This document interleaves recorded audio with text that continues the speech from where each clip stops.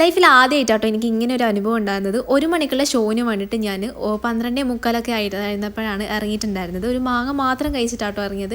കാരണം നമ്മൾ രാവിലെ നന്നായിട്ട് ഭക്ഷണം കഴിച്ചുകൊണ്ട് എനിക്ക് വിശക്കുന്നൊന്നും ഉണ്ടായിരുന്നില്ല. അങ്ങനെ അവിടെ എത്തിയപ്പോൾ എൻ്റെ ഫ്രണ്ടിന് വേണ്ടിയിട്ട് ഞാനിങ്ങനെ വെയിറ്റ് ചെയ്യായിരുന്നു. അപ്പോൾ അവൾ എത്താൻ കുറച്ചും കൂടി ലേറ്റാന്ന് പറഞ്ഞപ്പോൾ ഞാൻ ടിക്കറ്റൊക്കെ എടുത്ത് ഇറങ്ങി.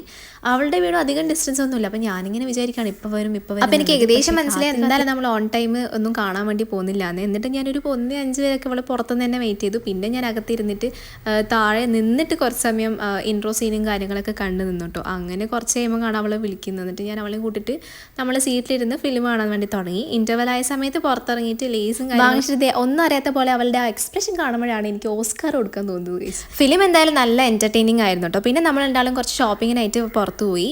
ഈ ഷോപ്പിൽ ഒടുക്കത്തെ തിരക്കാണ്. അപ്പോൾ അവിടെ നിന്ന് ഇറങ്ങിയിട്ട് നമ്മൾ നേരെ ഒരു ഫാൻസി ഷോപ്പിൽ പോയിട്ട് പർച്ചേസൊക്കെ നടത്തി. അങ്ങനെ അവളെ പോയിട്ട് ഞാൻ വീട്ടിലെത്തിയിട്ട് നേരെ ഓയിലിംഗ് ഒക്കെ ചെയ്തിട്ട് കുളിക്കാൻ വേണ്ടി പോയി കേട്ടോ. കുളിച്ച് വന്നപ്പോൾ എനിക്ക് ഒടുക്കത്തെ വിശപ്പായിരുന്നു. ഇപ്പോൾ സമയം ഒരു 7 മണിയൊക്കെ ആയിട്ടുണ്ട്.